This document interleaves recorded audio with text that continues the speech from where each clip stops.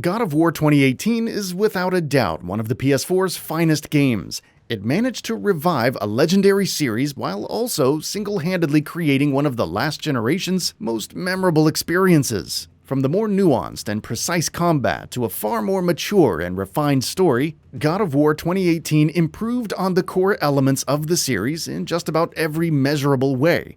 Before we go ahead, a quick request. We upload new videos every single day, and your subscription matters a lot. So, please consider subscribing and enabling all notifications by clicking the bell icon. With that out of the way, let's begin.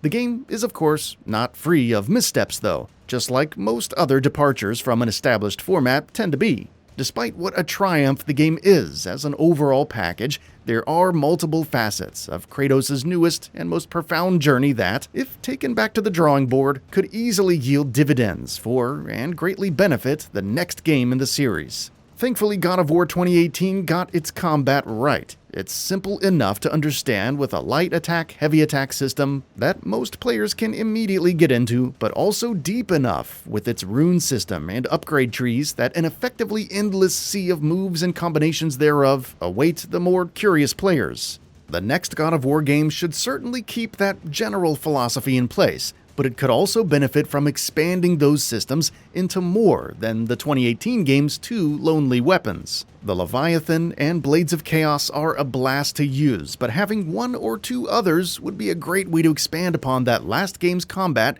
without undoing its advancements. The God of War games are not strangers to giving Kratos different weapons to hack, shock, and bludgeon his way through swarms of mythological opposition. Yet, not since the original game on the PS2 has the main series given you as few of them as the 2018 sequel does. While God of War 2 made each weapon wildly different, and Ascension made alternate weapons temporary and situational, I think God of War 3's approach probably nailed it the best. Switching between weapons is easy, fast, and also binds magic attacks with those choices, giving you less to think about and thus letting you allocate more focus to the combat at hand.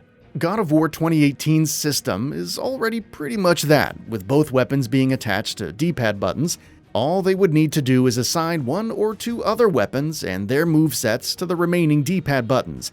This would not only take the combat of the last game to an even deeper level, but it would also open up more opportunities for more variety with its environmental puzzles, like the ones that require you to freeze gears and pulleys with the Leviathan.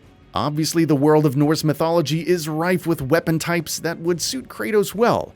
Perhaps Kratos could acquire Thor's hammer after killing him, assuming that happens, and let's be honest, it probably will. Or perhaps with Athena still lurking around, Kratos could end up with the Blade of Olympus again. In any case, I think the next God of War game would greatly benefit from another weapon or two, especially if they're as well thought out as his current two choices are. Another thing that the next God of War could certainly benefit from is an overhaul of its navigation. While I appreciate the minimal appearance of the horizontal compass approach, it does have its shortcomings. Namely, it lacks precision, especially when any sort of verticality is involved. This wouldn't be a problem, of course, if the general map of the main pause menu were of any use, but unfortunately, it's even less useful than the compass most of the time. If the next God of War game could take a page from Horizon Zero Dawn's book with its incremental waypoints, its navigation system could only improve. Given that games as recent as Ghost of Tsushima have been able to innovate on navigation without immersion-breaking notifications all over the screen, that should tell us that there is plenty more room for games to improve in this regard.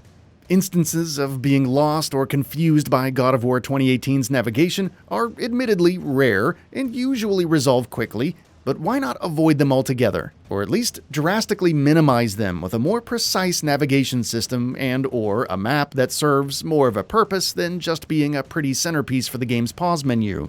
Another improvement that I'm not the only one hoping for in the next God of War game is a greatly improved enemy roster. The enemies in 2018's game are certainly well designed and fun to fight, but it can get a bit long in the tooth when you're over 10 hours in and have just taken down your 5th Troll Color variant. Much like with the weapon selection, there's really not much to complain about what is already available in God of War's enemy roster. It could just use a bit more to feel fuller and more well-rounded. Some enemies can blur together too, particularly the smaller, more humanoid enemies like Draugrs and Travelers that, after initially being discovered, rarely surprise you with anything different.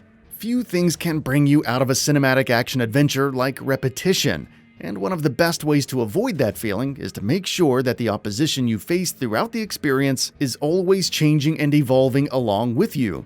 While that sense of progression and variety is certainly there with Kratos himself through experimenting with different runes, armor, and skill trees, that same variety is not matched by the enemies he faces and how those battles play out. Most variants of each enemy largely require the same strategies to dispatch, and rarely encourage different approaches outside of slightly different rhythms of attacking and blocking. There's nothing horribly wrong with that, but given that Norse mythology is absolutely bursting at the seams with bizarre creatures of all shapes and sizes that could easily find themselves in conflict with a guy like Kratos, there's definitely no reason for Santa Monica to not expand on the enemies in the last game in a meaningful way.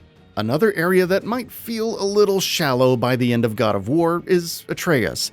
Perhaps this was done on purpose to illustrate Atreus' lack of experience in combat, but assuming the next game takes place after the last, that approach will make less sense. Firing 2 different arrow types and occasionally bailing Kratos out of a bind are a good start, but if Santa Monica really wants us to warm up to this new character more, we'll need more to do with him. I'm not necessarily saying he needs to be fully playable like Kratos. In fact, I sort of lean towards not wanting it to go that far. But some more commands and moves for Atreus would be nice to see, as there is still a ton of untapped potential for the character in gameplay. More arrow types, defensive maneuvers for Kratos, or platforming abilities that Kratos doesn't have to reach otherwise unattainable areas. Just spitballing here. With all of that said, an important thing to underline here is that God of War 2018 has absolutely created a solid, modern foundation on which the series can stand for the foreseeable future. The wheel does not need to be reinvented, but if Santa Monica can polish some of 2018's rougher edges, it certainly can make a smoother ride for Kratos' next adventure. And that brings us to the end of the video. A quick request: we upload new videos every single day, and if you like what we're doing, please consider subscribing. It really helps us out. Also, don't forget to enable all notifications by clicking the bell icon so that you can receive daily video updates. Thanks for watching.